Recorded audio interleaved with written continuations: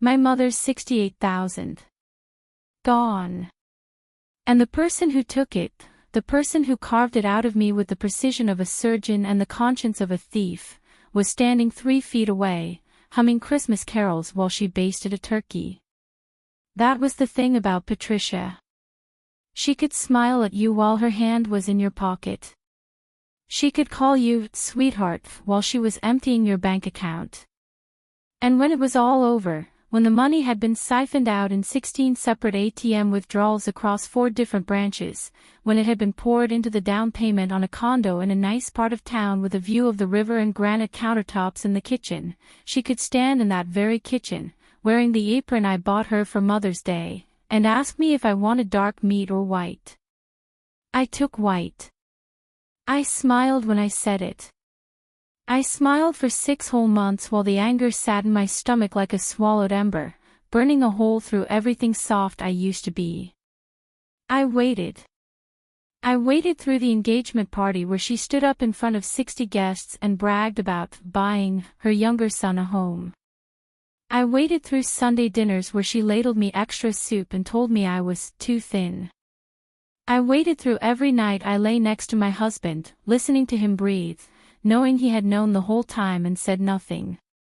I waited until the snow started falling on New Year's Eve, until the whole family was gathered around the dining table with the good china and the crystal glasses, until the champagne was poured and the toasts were being made and Patricia Stone was looking at me with that warm, indulgent smile she'd been practicing for months, the smile that said, *C. Everything worked out. You didn't even put up a fight, *. That was when I stood up. That was when I asked my question. And that was when every pair of chopsticks in that room, every fork, every spoon, every hand reaching for a serving dish, froze in midair like a photograph of a shipwreck. I'm Evelyn Vance. I was 28 years old, and I had been married for exactly 1 year and 4 months when I discovered that the word family is just a prettier way of saying hostage situation. I met Marcus Stone at work. He was a project manager in a different department, tall, clean-cut, the kind of man who held doors open and remembered birthdays and never raised his voice in an argument. He pursued me with the steady, unhurried confidence of someone who had never seriously been told no. Every morning for 3 months, a hot latte appeared on my desk before I arrived. My coworkers teased me about it. Marry him already, they said. Men like that don't grow on trees. They were right. Men like Marcus Stone didn't grow on trees. They grew in specific soil, carefully cultivated by mothers who knew exactly what they were doing. His family was modest. His father, Harold, had been a foreman at a manufacturing plant before he retired, a man of rigid principles and few words, the kind who believed that a handshake was a contract and a man's word was his bond. His mother, Patricia, had worked the assembly line before taking early retirement. They lived in a cramped house in the old part of town, the kind with peeling wallpaper and a refrigerator that hummed too loud and a smell that was equal parts pine sol and old grease. And then there was the younger brother. Tyler. 5 years younger than Marcus, with a community college degree he barely used and a job in sales that never quite covered his expenses. Tyler was the baby, the one Patricia still referred to as my little guy, even though he was 23 years old and stood 6 feet tall. He had a girlfriend named Chloe Harmon, a sweet, soft-spoken girl from a working-class family on the outskirts of town, and he had a problem. Chloe's parents had made it very clear that there would be no wedding without a house. Not an apartment. Not a rental. A house. That was the word Patricia kept using, rolling it around in her mouth like a piece of hard candy she couldn't quite swallow. House. House. House, she said it at every dinner, every holiday, every casual phone call. She said it the way some people say, cancer or lawsuit, with a tremor of genuine panic underneath the surface calm. The problem was that houses in our city didn't come cheap. A decent starter home in a decent neighborhood ran around $400,000, easy. Even with a minimal down payment, they were looking at $60,000-70,000 up front. Money that neither Tyler nor Patricia had. But I did. My parents had given me a dowry. It was an old-fashioned concept, and I'd been embarrassed when my mother first brought it up. Nobody does that anymore, I told her. It's not the 1950s. This isn't about tradition, my mother said. She was sitting on the edge of my bed, her hands wrapped around a mug of tea that had long since gone cold. Her fingers were rough, the knuckles swollen from 30 years of factory work, the same work my father did, standing 12-hour shifts in a haze of industrial dust and machine noise. This is about insurance. She had saved that money the way some people save for retirement, slowly, painfully, dollar by dollar over 3 decades. $68,000. Enough for a down payment on a small house of our own someday. Enough to give me options. Enough to make sure I never had to stay in a bad situation because I couldn't afford to leave. You keep this card, she said, pressing it into my palm and closing my fingers around it one by one. You don't tell anyone the PIN.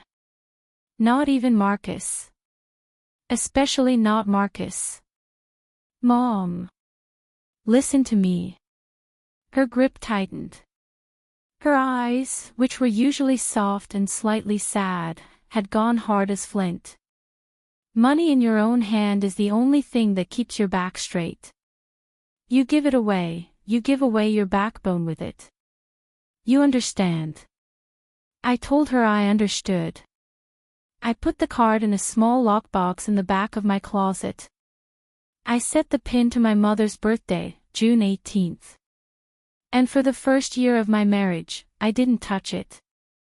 I just checked the balance sometimes, late at night when Marcus was asleep, watching those numbers glow on my phone screen like a secret heartbeat.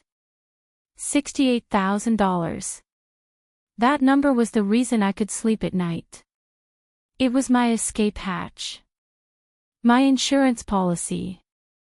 My mother's 30 years of aching joints and inhaled factory dust, converted into digits on a screen.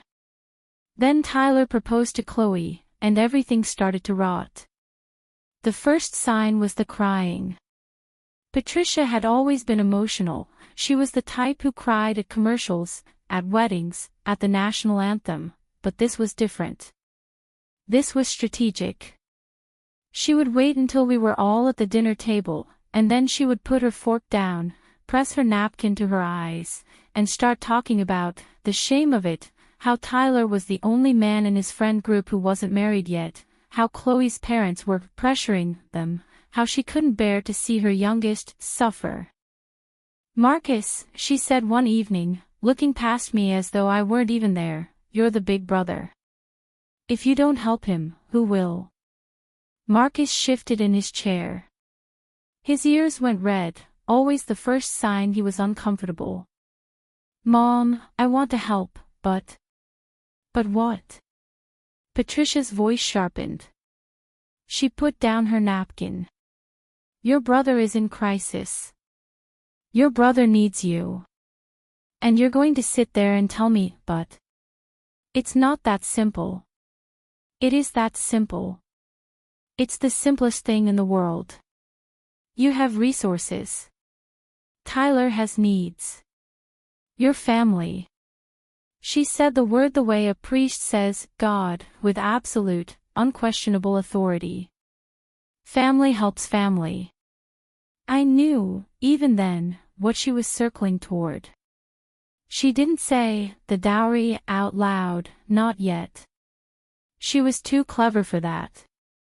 She was laying the groundwork, softening the ground, planting the idea like a seed that would take root and grow tendrils through every conversation until it became impossible to disentangle from the fabric of our marriage. That night, Marcus brought it up for the first time. We were in bed. The lights were off. I could feel him not sleeping next to me, the particular stillness of someone who is wide awake and waiting for the right moment to speak. Ev, he said finally, his voice careful and low, that money your parents gave you, we're not using it for anything right now. I felt my whole body go cold. Marcus. I'm just saying. Tyler's in a really tough spot. Chloe's parents are serious, they'll call off the engagement if he can't come up with a down payment. We could help him. Just temporarily. He'd pay us back. With what money? I sat up and turned on the light. He makes $40,000 a year. Chloe works part-time at a hair salon. How exactly are they going to pay back $68,000? Marcus's jaw tightened. You don't have to make it sound so clinical. Clinical? I'm being realistic. You're asking me to hand over my entire inheritance, my parents' entire savings, to your brother, who can't even keep a job for more than 18 months, to buy a house he can't afford. That's not a loan. That's a gift. It wouldn't be a gift. I'd make sure. How? How would you make sure? Would you write up a contract? Charge him interest? Sue him if he missed a payment? I was sitting straight up now, the blankets pulled around my waist. Or would you do what you always do when your family pushes, just give in and hope everything works out? The silence that followed was the worst silence of our marriage. It was thick and toxic, full of all the things neither of us was saying. You've changed, Marcus said finally.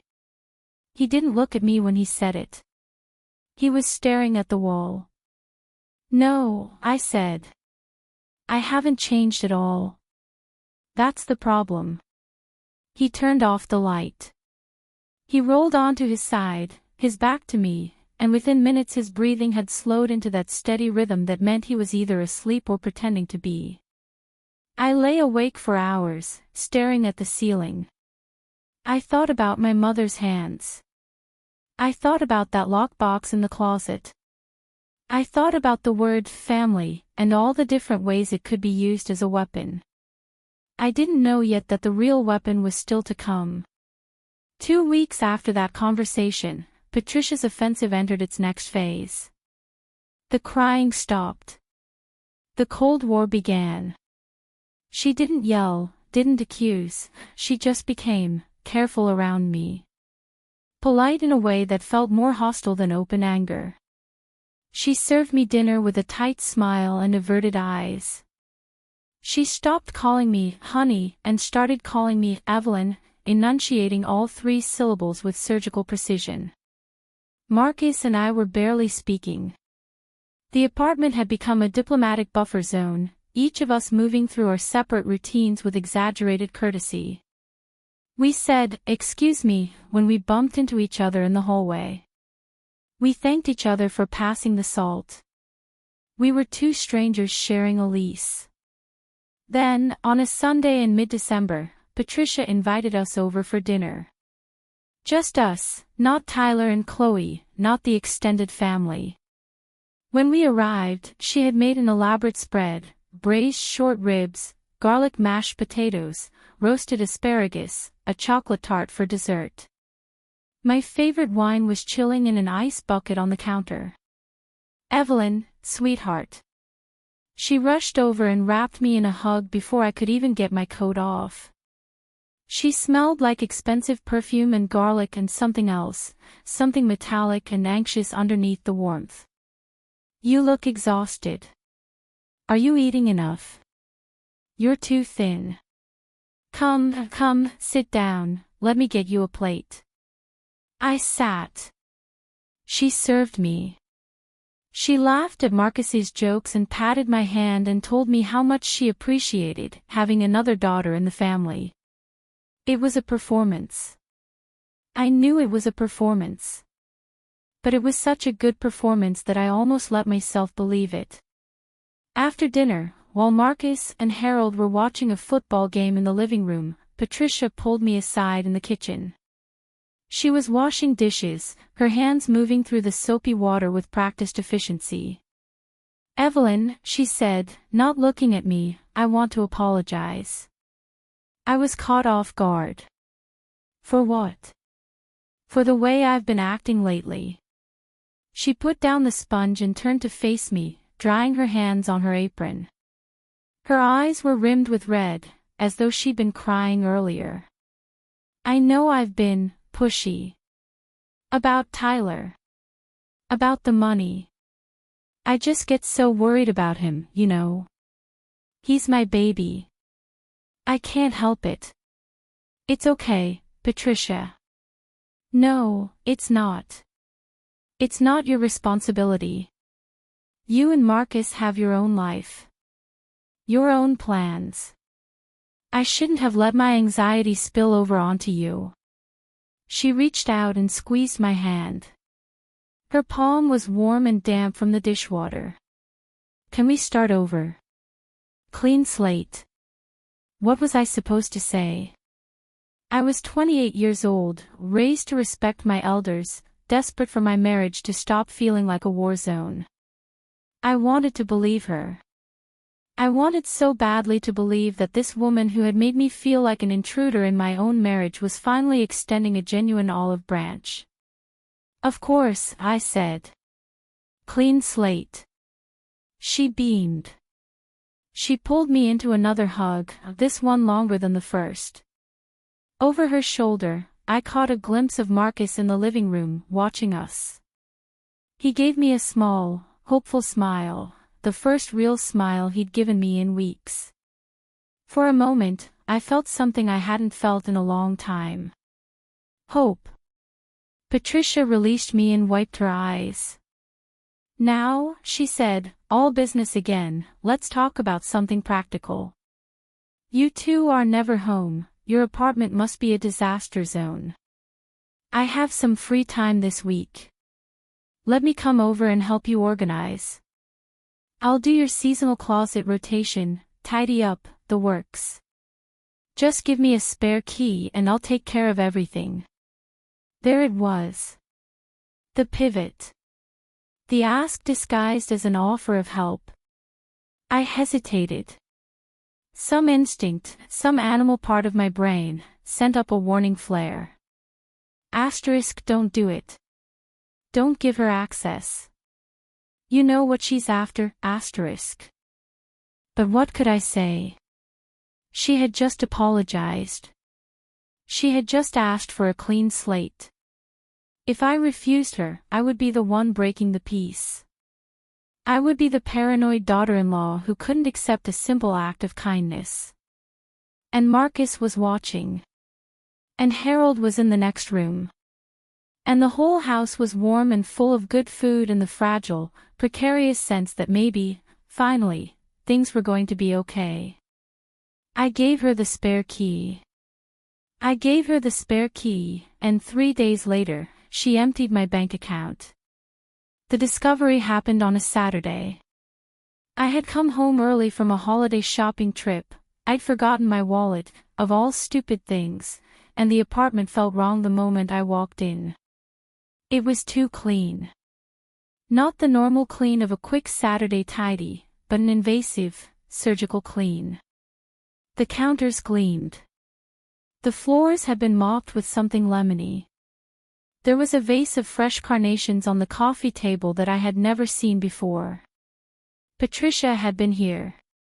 She had cleaned, yes, but she had also gone through everything. I knew it the way you know someone has been reading your diary. Small things were slightly out of place, a book on the nightstand was facing the wrong direction, the toiletries in the bathroom had been rearranged by size, the clothes in my closet were organized in a color gradient I had never used. And the lockbox. When I opened the closet and saw it sitting there, my first reaction was relief. It was still in its spot. The lock was intact.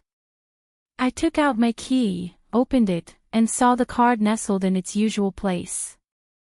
But something made me flip it over. The small slip of paper I had tucked underneath, the one with my mother's birthday written on it, the pin I had sworn to myself I would memorize and never did, was gone. My blood didn't run cold. That's a cliché. What actually happened was more like a full-body systems failure. My vision narrowed to a tunnel, my hearing went muffled, and I became aware of my heart beating in a way I never usually did, as though it had moved from my chest to my throat and was trying to claw its way out through my windpipe. I don't remember pulling out my phone. I don't remember logging into the banking app. But I remember the number. $37.28. $37.28. The transaction history showed 16 separate ATM withdrawals, each just under the daily limit, spread across 4 different branches from the east side of the city to the west. They had been executed 3 days earlier. On the same day Patricia had texted me a photo of my beautifully organized closet with a string of heart emojis. $67,962.72, gone. Moved, as I would later discover, directly into the down payment on a condo at the Parkside Gardens development, Unit 902, Building 8, a 2-bedroom, 2-bath with an open floor plan and a view of the artificial pond. Purchased in the name of Tyler Stone. I didn't cry. Not at first. I sat on the floor of my closet for what might have been 20 minutes or might have been 2 hours, holding my phone in my lap, staring at the carnations on the coffee table. They were pink. Patricia's favorite color. When my mother answered the phone, I couldn't speak.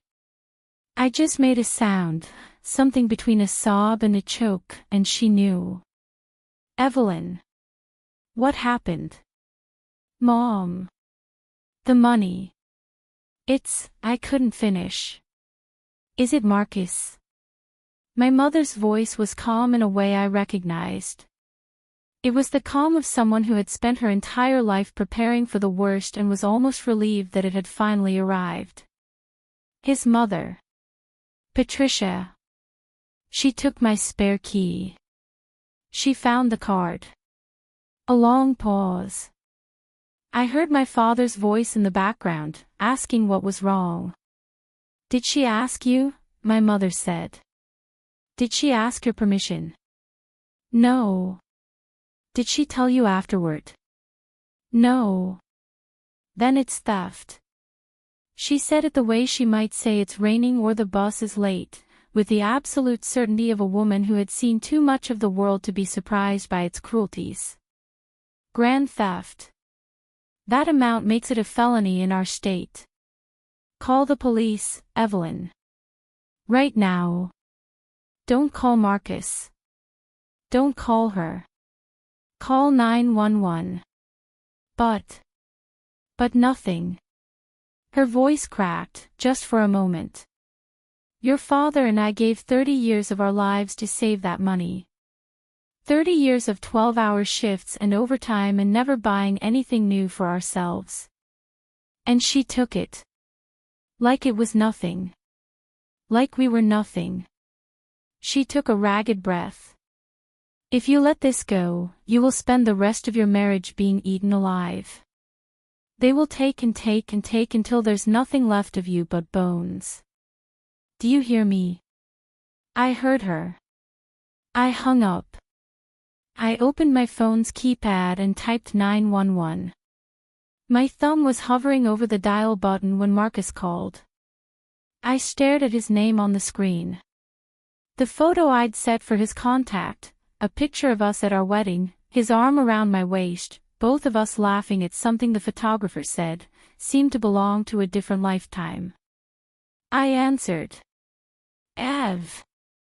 His voice was buoyant, almost giddy. You will not believe the news. Tyler's offer was accepted. Parkside Gardens, the new development by the river. 2 bedrooms, open concept, river view. The closing is in 2 weeks, can you believe it? Mom is over the moon. She's been walking around all day like she won the lottery. The carnations on the coffee table caught the late afternoon light. The lemony smell of the floor cleaner was starting to give me a headache. Marcus, I said. Where did Tyler get the down payment? A pause. Just a beat. Just long enough. From savings. Mom and Dad's savings. And they borrowed some from relatives. Which relatives? What? Which relatives, Marcus? Names. How much from each one? Did they sign promissory notes? What's the interest rate? What's the repayment schedule? Evelyn, what the hell? Did your mother tell you that she took my spare key? Did she tell you that she found my lockbox?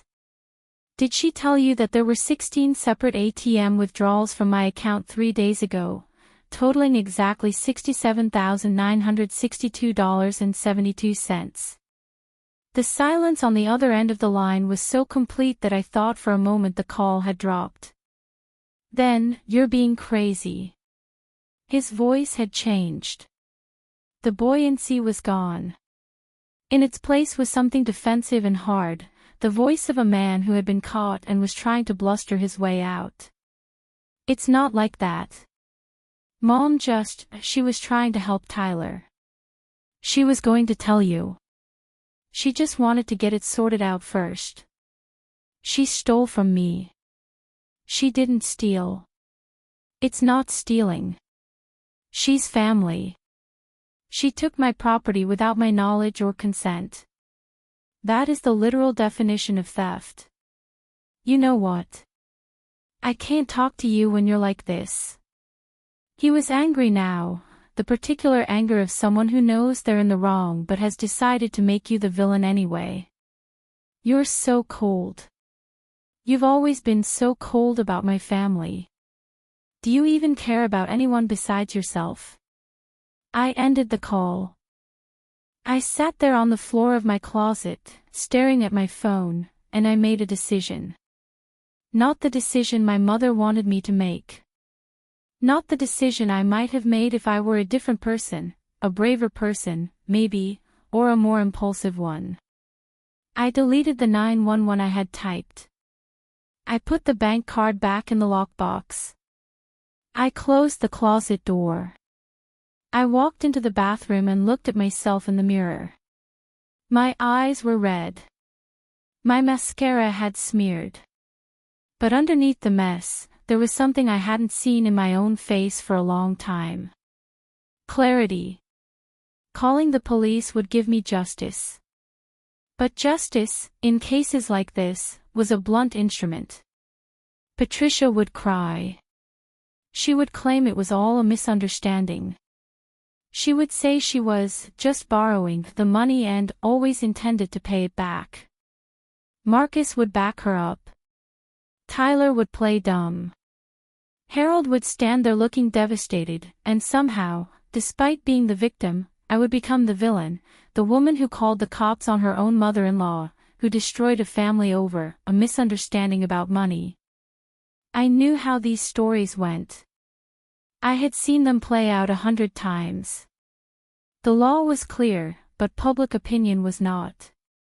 And in the court of family, I would lose. But there was another court. A slower court.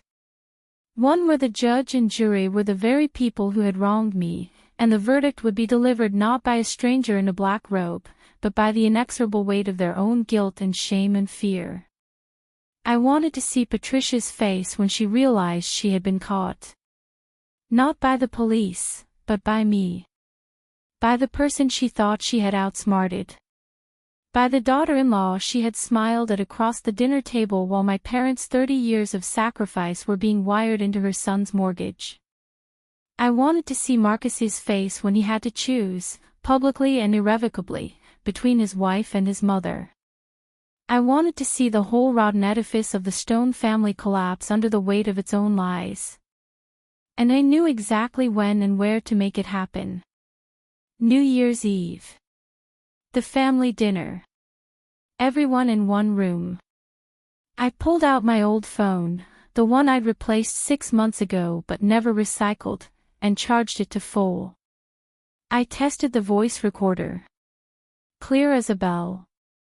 I tucked it into the inner pocket of my tote bag, right next to the manila folder that would eventually hold everything I needed. Then I washed my face, reapplied my makeup, and walked into the living room where Marcus was pretending to watch TV. He looked up at me warily. "I'm sorry," I said.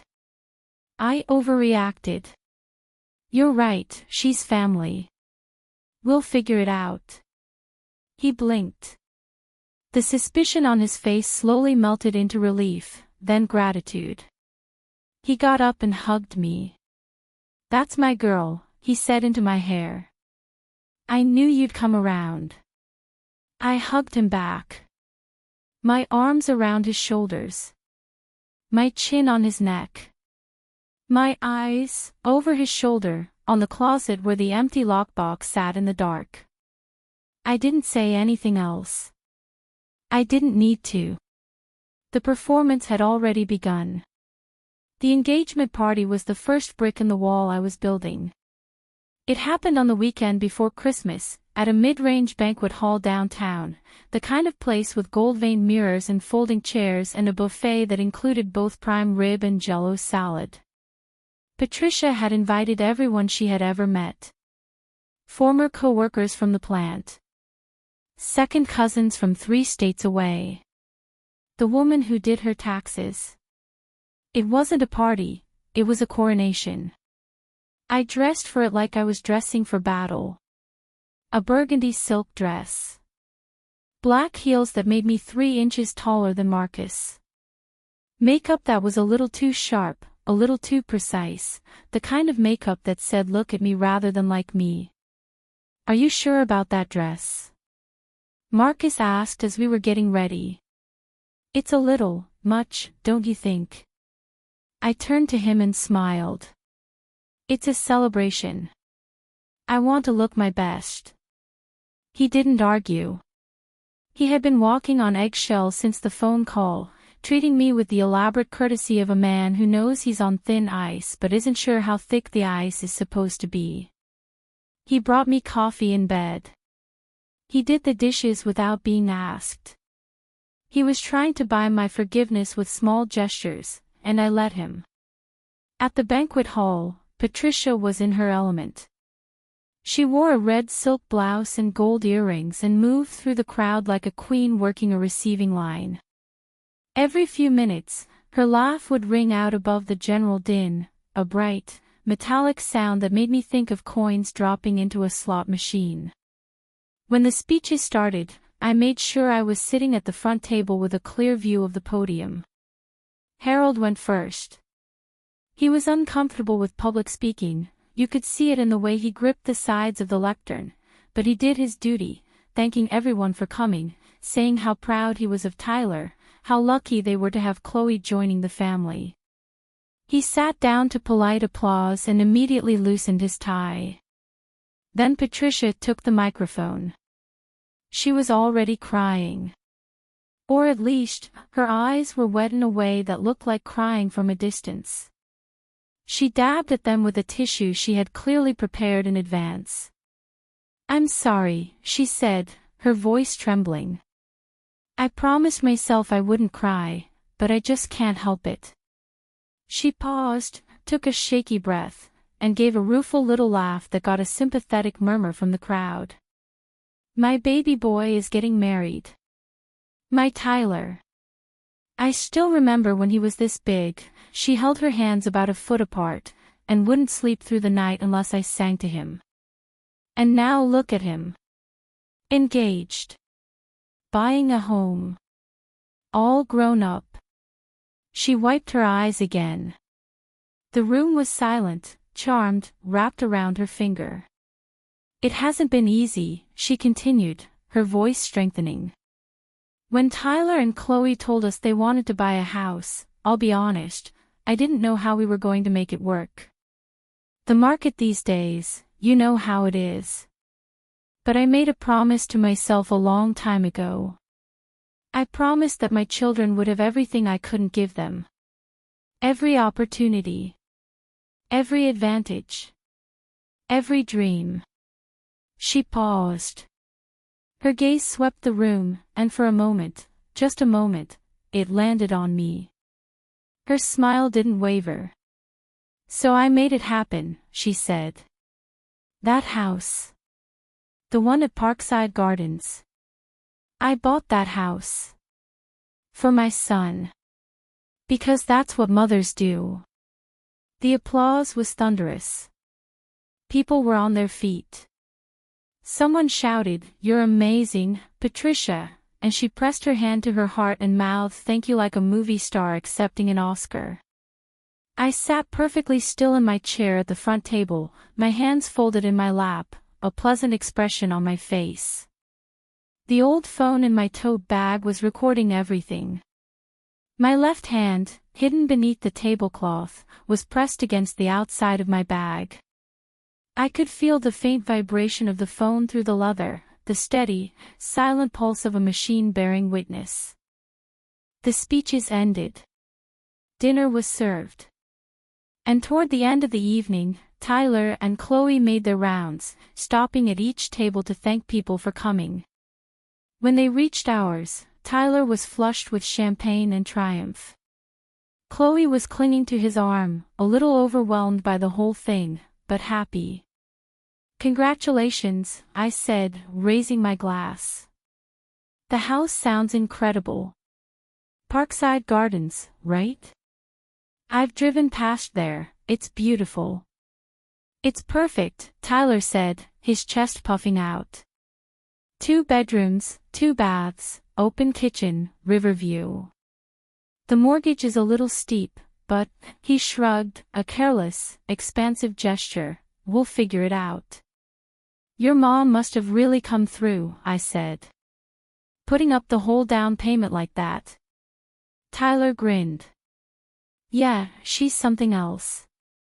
She told me not to worry about a thing. She said she'd handle it, and she did." "And the title?" I asked.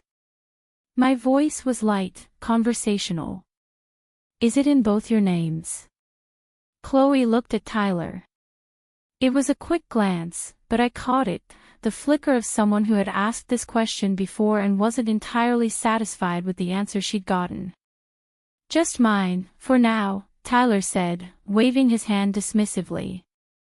"Mom said it was simpler that way. Tax purposes, you know. We'll add Chloe later." "Of course," I said. "That makes sense." Chloe's expression flickered again, something hard behind the smile, but she didn't say anything. She just tightened her grip on Tyler's arm and looked down at her plate. I took a sip of my champagne. Bubbles bursting on my tongue. The old phone, still recording. Christmas came and went. I played the role of the dutiful daughter-in-law with the focus of a method actor. I helped Patricia prepare the holiday ham. I laughed at Harold's tired jokes.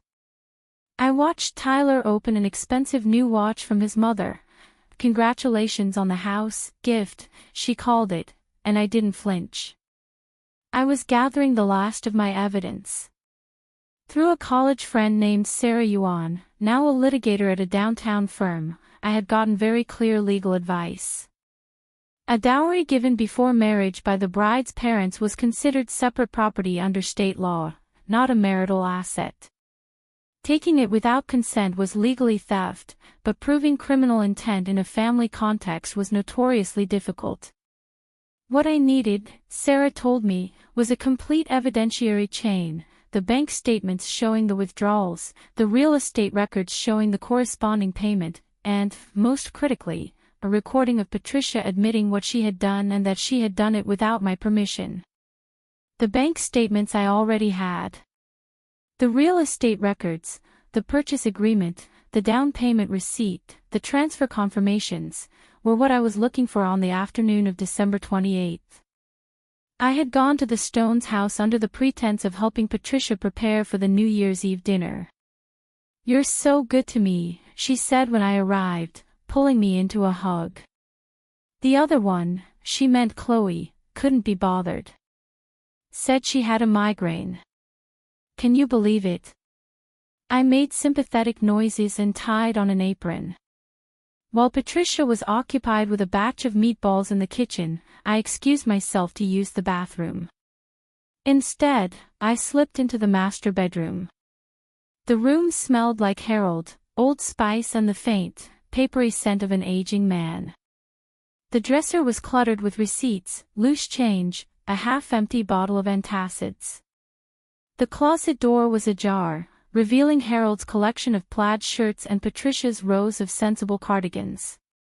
I went to the old writing desk in the corner. The top drawer was unlocked, nothing but tax returns and old Christmas cards. The bottom drawer was locked, but the lock was ancient and loose. A firm tug, and it slid open with a groan. Inside, beneath a stack of expired insurance policies and faded birth certificates, was a manila envelope. Parkside Gardens Condominiums. Purchase Agreement. Buyer, Tyler Stone. Down payment, $67,800. Date of payment, December 18th, 3 days after my bank account had been emptied. Clipped to the agreement was a cashier's check stub. The name on the check was Patricia Stone. The account number wasn't mine, it was drawn on the Stones' checking account, but the amount was identical to my missing money, and the date matched perfectly. She had transferred my money into her own account first, then cut a check from there.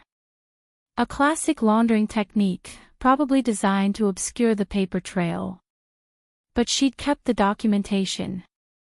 Of course she had. People like Patricia always kept the documentation, not because they thought they'd get caught, but because they needed to admire their own handiwork. I took photos of everything. The purchase agreement. The check stub. The closing documents.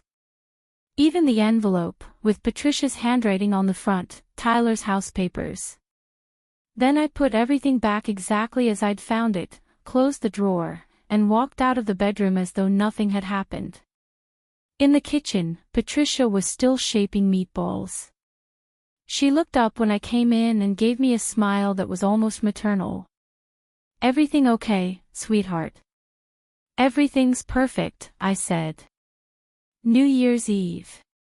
The day arrived wrapped in gray clouds and intermittent flurries, the kind of weather that made you want to stay inside with the heat on and the curtains drawn.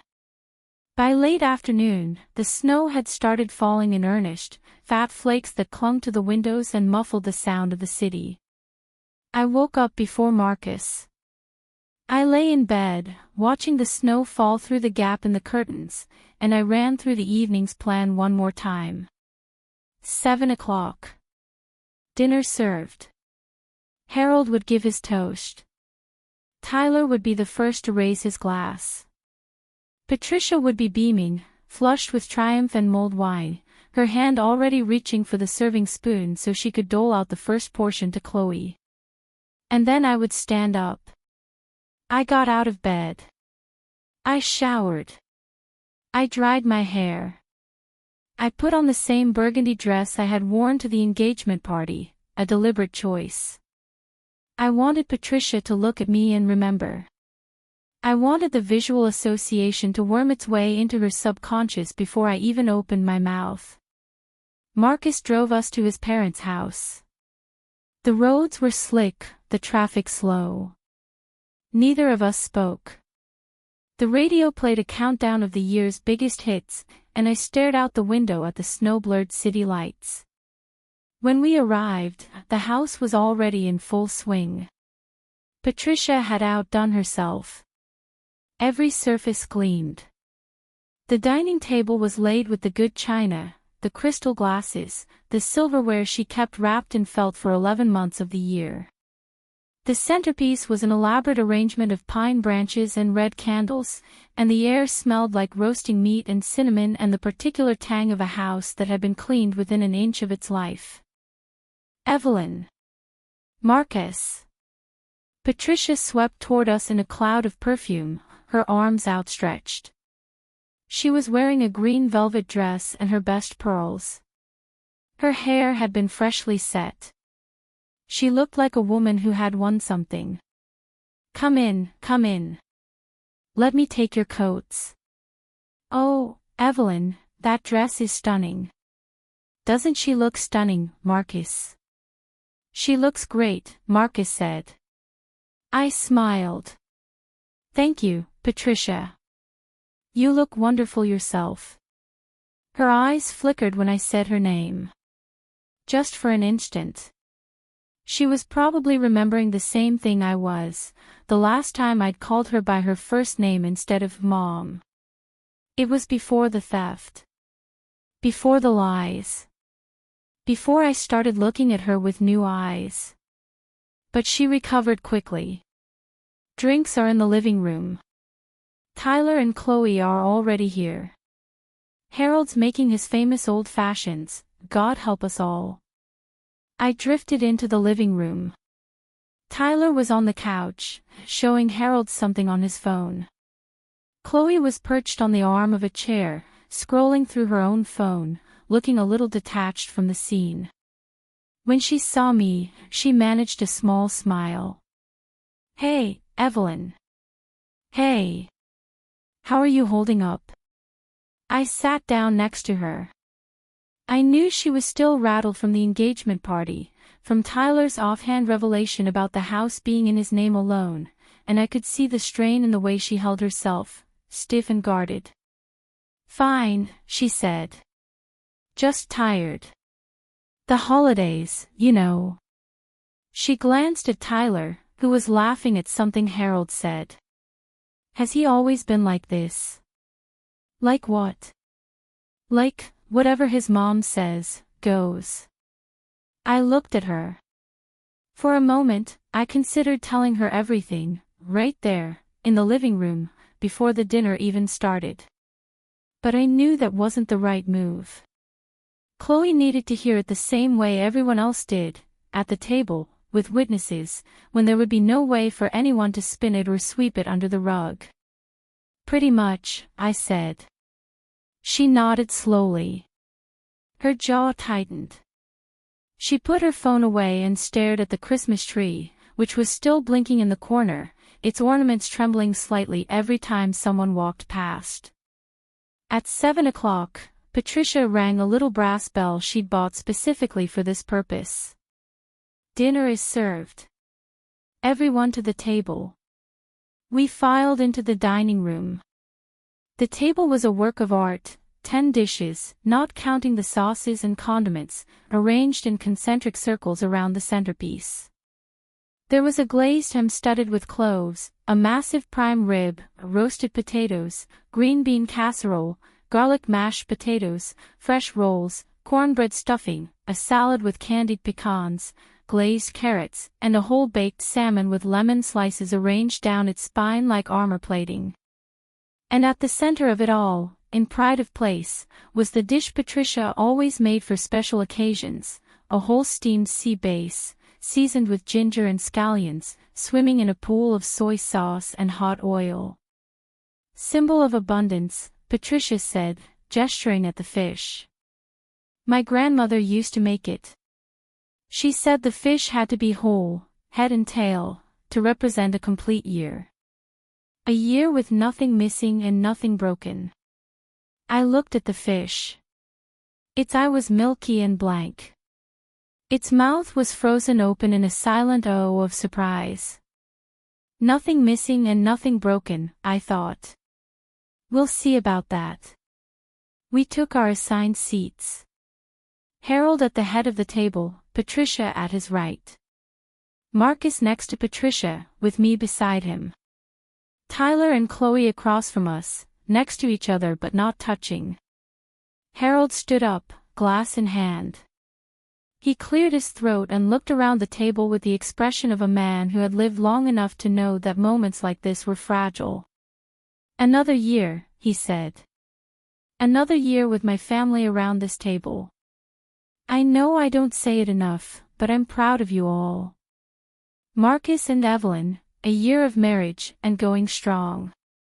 Tyler and Chloe, engaged, new house, whole future ahead of you. He raised his glass higher. To the Stone family. May the new year bring us everything we deserve. Here, here. Tyler banged his glass on the table. Chloe's lips moved into something that might have been a smile but didn't reach her eyes. Everyone drank. Harold sat down. Forks were lifted. Napkins were spread across laps. The sounds of dinner began, clinking silverware, murmured compliments to the chef, the wet thud of serving spoons dishing out mashed potatoes. I let it go on for exactly 3 minutes. 3 minutes of Patricia glowing under the praise, of Tyler shoveling food onto his plate, of Harold cutting into his prime rib with methodical precision, of Marcus stealing nervous glances at me from the corner of his eye. 3 minutes of normalcy, of family, of the comfortable illusion that everything was fine. Then I stood up. I didn't have a glass in my hand. I didn't clear my throat or tap my fork against my water goblet. I just rose from my chair, slowly, until I was looking down at all of them. The conversation didn't stop all at once. It unraveled in pieces, like a thread being pulled from a sweater. Tyler was the first to notice. He looked up at me with his mouth full of roll, his chewing slowing as confusion crept across his face. Then Harold, who set down his knife and fork with the careful deliberation of a man who sensed danger. Then Chloe, who stopped pushing her food around her plate and looked at me with something like dawning hope. Patricia was last. She was reaching for the serving spoon for the C base, her arm extended across the table, and when the silence finally registered, she froze in that position, arm out, fingers curled around the spoon handle, her head turning toward me in slow motion. The only sounds were the wind rattling the windows and the faint murmur of a television from somewhere deeper in the house. The New Year's Eve countdown show, probably. Some pop star lip-syncing in a glittering dress, millions of people watching, none of them knowing what was happening in this cramped dining room in a dying neighborhood on the edge of the city. Patricia, I said. Her name hung in the air like a note of music that refused to fade. I have a question. Marcus's foot connected with my ankle under the table, a sharp, urgent kick that was probably meant to make me sit down and shut up. I didn't even look at him. The $68,000 my parents gave me as a dowry, I said, my voice perfectly level, perfectly calm, the voice of someone reading the evening news rather than detonating a bomb. You took it out of my bank account 3 days before Christmas. Without telling me. Without asking me. You emptied it in 16 separate ATM withdrawals and transferred every cent into the down payment on Tyler's condominium. The spoon dropped from Patricia's fingers. It landed in the C base with a wet splat, sending a spray of soy sauce across the white tablecloth. The fish is dead. I stared up at the ceiling, indifferent. I want to know, I said, what you plan to do about it. The silence that followed was the loudest thing I had ever heard.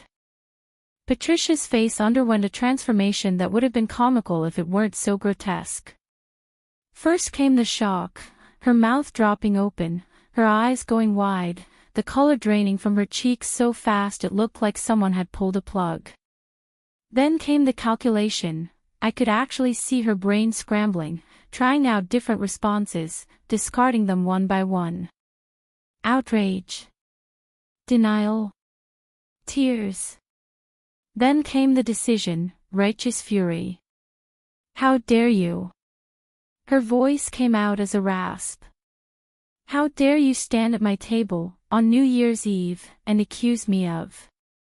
It's not an accusation. I reached into my tote bag and pulled out the manila folder. I had organized it the night before, sleeved the documents in plastic, tabbed the key pages with sticky notes. I placed it on the table and slid it toward Harold. It's a statement of facts. Supported by evidence. Harold, would you like to see? Harold stared at the folder as though it were a live grenade. His face had gone a strange, mottled color, gray and red at the same time, like old brick. His hands were flat on the table on either side of his plate, and they were trembling. "Dad, don't," Marcus started. "Be quiet." Harold didn't shout it. He didn't need to. The two words fell like a guillotine blade, and Marcus's mouth snapped shut. Harold opened the folder.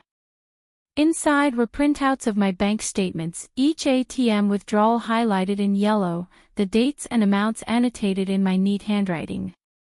Beneath those were the photos I had taken in his own bedroom, the Parkside Gardens purchase agreement, the cashier's check stub with Patricia's name and signature, the closing documents. The date on the check stub was December 18th. The date on the first ATM withdrawal was December 18th. The amounts matched to the dollar. Harold looked at the documents for a long time. No one spoke. No one moved. The ham cooled on its platter, the fat congealing into a waxy white film. The sea basis I continued its blank vigil. When Harold finally looked up, he didn't look at me. He looked at his wife. "Is this true?" Patricia's chin was trembling, but her eyes were still defiant. "It wasn't like that. I was going to tell her. I was going to pay her back. I just needed to." "Is this true?" Harold's voice cracked on the last word. "She wouldn't have agreed if I asked. You know that. Marcus already tried, and she said no, flat out, wouldn't even discuss it. What was I supposed to do? Let Tyler lose Chloe?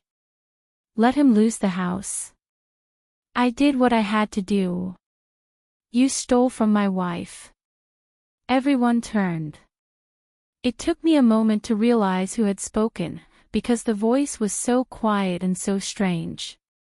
It was Chloe. She had pushed her chair back from the table and was standing now, her napkin crushed in her fist.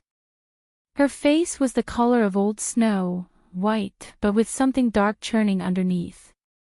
She was looking at Tyler with an expression I couldn't quite name. It wasn't anger, exactly. It was more like the moment before anger, the moment when you realize that everything you thought you knew about a person was a lie, and the ground beneath your feet isn't ground at all, but thin air.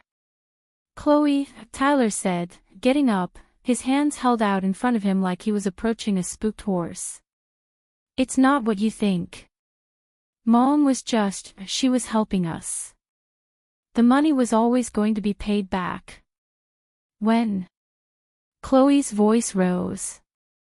"When was it going to be paid back?" "In a year. 5 years. 10. Or was Evelyn supposed to just forget about it because you're family? It's not like that. You told me the house was bought with your parents' savings." Chloe's hands were shaking. Her whole body was shaking. "You told me your mom had been putting money aside for years. You stood there at the engagement party, in front of my entire family, and you let your mother get up and lie to 60 people about how she bought that house for her precious son. And the whole time. She stopped. She put her hand over her mouth. For a terrible moment I thought she was going to be sick. The whole time, she said, quieter now, you were spending Evelyn's money. Money that wasn't yours. Money that wasn't your mother's. Money you had no right to. Chloe, please. Don't touch me." She stepped back from him, her heel catching on the leg of her chair. "I mean it. Don't come near me." Patricia, who had been frozen in place since Harold opened the folder, suddenly came back to life. She lunged toward Chloe, hands reaching, her face contorted into something that was probably meant to be concern but looked more like a hostage negotiator trying to talk someone off a ledge. "Sweetheart, let's all just calm down. This is a family matter. We can work it out. Whatever Evelyn told you, I'm sure we can. A family matter." Chloe laughed, a short, ugly sound with no humor in it. You stole nearly $70,000 from your own daughter-in-law, and you're calling it a family matter? She looked at Tyler. Did you know? Tyler's silence was the only answer anyone needed. Get out of my way. Chloe grabbed her coat from the back of her chair. I'm leaving. I'm done. The wedding is off. The engagement is off. Everything is off. You can't, Patricia started. Watch me. Chloe walked out of the dining room. We heard her footsteps in the hall, the rattle of the front door handle, the slam of the door closing. And then, just the wind, and the distant sound of fireworks starting to crackle in the night sky. Patricia turned to me. Her face was unrecognizable. The mask, the one she wore so effortlessly, the warm smile and the moist eyes and the maternal concern, was gone. In its place was something feral. Something with teeth. You, she hissed. You planned this. You waited. You let all of us, you sat at my table and ate my food and smiled at me, and the whole time you were. She didn't finish the sentence. Instead, she lunged. The slap landed on my left cheek with a crack that seemed to echo off the walls. My head snapped to the side. Pain exploded across my face, a bright, blooming heat that radiated from my cheekbone to my jaw to my temple. I tasted copper. My lip had split against my teeth. For a moment, everything went still. Then I turned my head back. I looked at Patricia, at her heaving chest and her wild eyes and her hand still raised for a second strike, and I smiled. Blood from my split lip stained my teeth. You should not have done that, I said. I reached into my tote bag and pulled out the old phone. The screen was glowing. The voice recorder app was open. The timer was still running, 1 hour, 47 minutes, and 12 seconds of continuous recording. I've been documenting everything since the moment I sat down, I said. Your confession. Your admission that you took the money without my consent. Tyler's admission that he knew. And now, I touched my bleeding lip, held up my reddened fingers, assault. On top of grand theft. The color drained from Patricia's face for the second time that night. She stared at the phone as though it were a loaded gun pointed directly at her chest. You wouldn't, she whispered. Try me. You can't. This is entrapment. You tricked me. I recorded a conversation I was legally a party to, in my own family's home, documenting a felony that you committed against me. That's not entrapment. That's evidence. She took a step back. Then another. Her hand, the one that had struck me, fell limply to her side. Harold, who had been frozen throughout the entire confrontation, slowly got to his feet. His face was a ruin, every line and wrinkle deepened into something that looked like a topographical map of grief. He looked at his wife. He looked at his sons.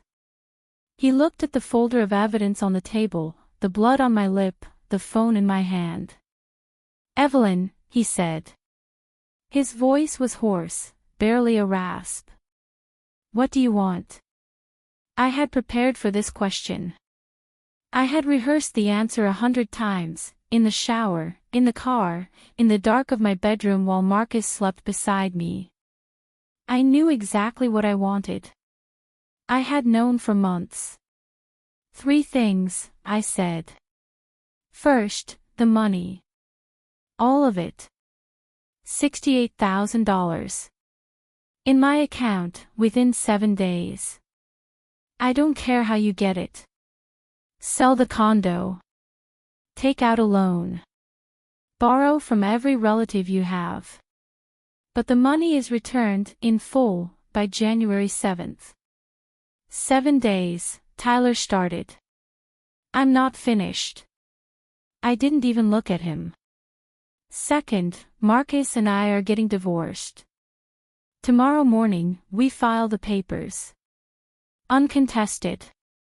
No arguments about property division, because we have no shared property to divide.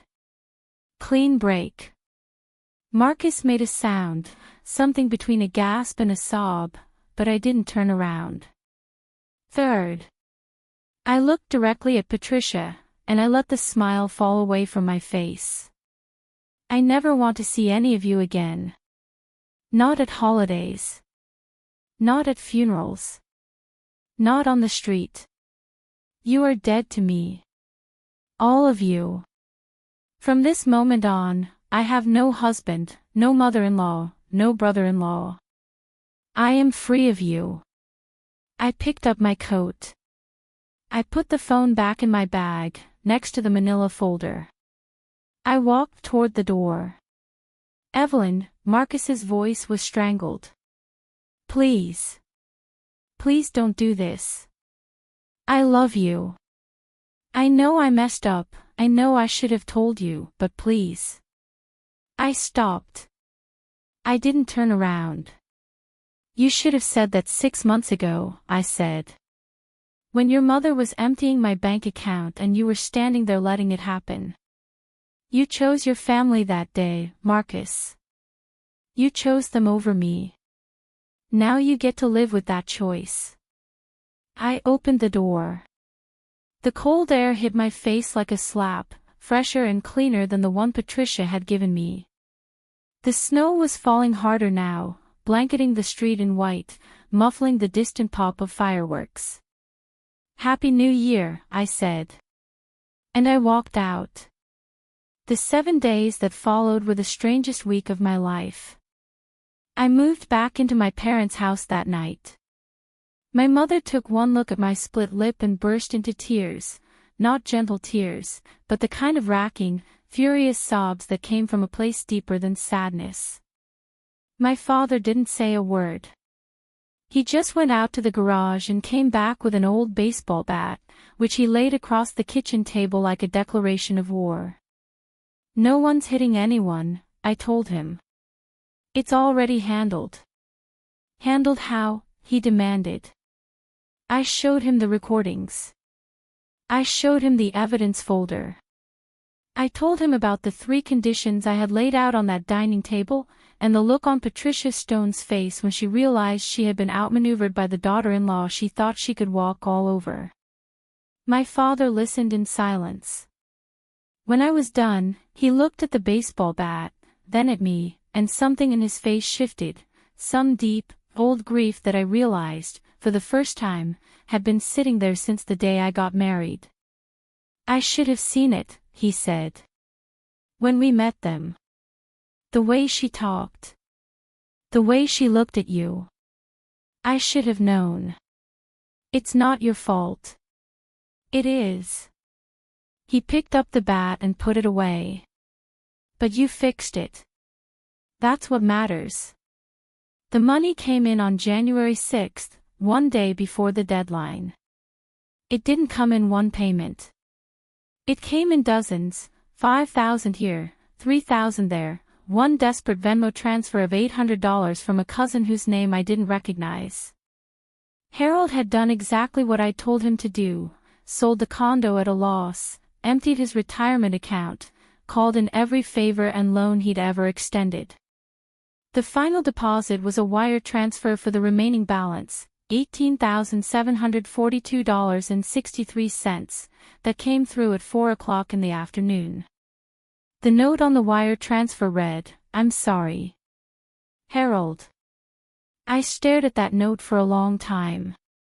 Harold was the only one in that family I felt any pity for. He was an old man who had worked his whole life to be decent, and he had woken up one day to find that his wife had destroyed everything he'd built. He would spend the rest of his life paying for her sins, and he knew it. But pity wasn't the same thing as forgiveness. And I wasn't in the business of forgiveness anymore. The divorce was finalized 6 weeks later. Marcus signed the papers without contesting a single line. He showed up at the courthouse looking like he hadn't slept in a month, eyes sunken, shirt wrinkled, a patchy attempt at a beard that made him look older and smaller than I remembered. He tried to talk to me in the hallway before the hearing. "Evelyn, I just want to say. Don't. I'm sorry. I'm so sorry. I know it doesn't change anything, but I need you to know that I'm sorry." I looked at him, really looked at him, for the first time since New Year's Eve. I tried to find something in his face that I recognized. The man I had married. The man who had brought me coffee every morning for 3 months. The man who had stood at an altar and promised to love and cherish me, forsaking all others. He wasn't there. Maybe he had never been there. Maybe I had married a projection, a hope, a story I told myself about who he was. The real Marcus Stone was the man who had stood silently in the kitchen while his mother counted her stolen money, who had climbed into bed beside me every night for 6 months and never once said, "I have to tell you something." "Goodbye, Marcus," I said. I walked into the courtroom and didn't look back. I heard the rest of the story in pieces, from mutual acquaintances and social media posts and one long, rambling email from Chloe, who had tracked down my work address to say thank you. The Parkside Gardens condo sold at a $30,000 loss. Tyler moved back into his parents' house, back into his childhood bedroom, with its old sports trophies and faded posters, and started working double shifts at a warehouse to pay off the debts Harold had incurred trying to salvage the situation. Chloe never spoke to him again. Last I heard, she was dating a high school teacher and living in a small apartment on the other side of the city. Patricia's health deteriorated rapidly. The woman who had once commanded every room she walked into became a recluse. Neighbors reported seeing her shuffle to the mailbox in her bathrobe, her hair uncombed, her eyes fixed on the ground. Harold reportedly moved into the spare bedroom. They still lived in the same house, but they no longer shared a life. And Marcus? Marcus left town. Quit his job, sold his car, and moved to a different state, somewhere in the Southwest, I think. One of those cities where nobody knows your name and nobody asks where you came from. He sent me a letter once, about a year after the divorce. I didn't open it. I put it in the trash, and I never thought about it again. As for me, I used the money to buy a small condo of my own. Not in Parkside Gardens. Somewhere better. Somewhere that was mine. It's smaller than the house I grew up in, but it has good light and a view of the river and a kitchen where I can cook whatever I want, whenever I want, without anyone telling me I'm using too much garlic or not enough salt. My mother came over for dinner last week, and she stood in the middle of my living room, looking at the bookshelves I'd built myself and the plants I'd managed to keep alive for 6 whole months, and she started to cry. "Happy tears," she said, when I asked. "These are happy tears." I know what she meant. She meant that her 30 years of factory shifts hadn't been wasted. She meant that the money she'd pressed into my hand on my wedding day had done exactly what she'd hoped it would do, not buy me a house, or a car, or a vacation, but buy me something far more valuable. My freedom. There's a phrase people use when something terrible happens, "At least you found out who they really were." I used to think that was cold comfort. Now I understand it differently. Finding out who someone really is, that's not the consolation prize. That's the whole point. That's the gift. My mother-in-law stole $68,000 from me, and in doing so, she gave me something worth far more, the truth. The truth about my husband, who would rather let his wife be robbed than stand up to his mother. The truth about his family, who used the word love as a cover for control and theft and emotional blackmail. The truth about myself, that I was stronger than I knew, more patient than I thought, and entirely capable of waiting 6 months in silence to burn down the people who had wronged me. That New Year's Eve, when I stood up at the dinner table and asked my question, I wasn't just asking for my money back. I was asking for my life back. My dignity. My right to exist as something other than a resource to be plundered. And when every fork and every spoon and every hand froze in midair, when the silence stretched out and the sea bay stared up at the ceiling with its dead milky eye, that was the moment I got it all back. Not the money. The money came later. What I got in that moment was something money can't buy.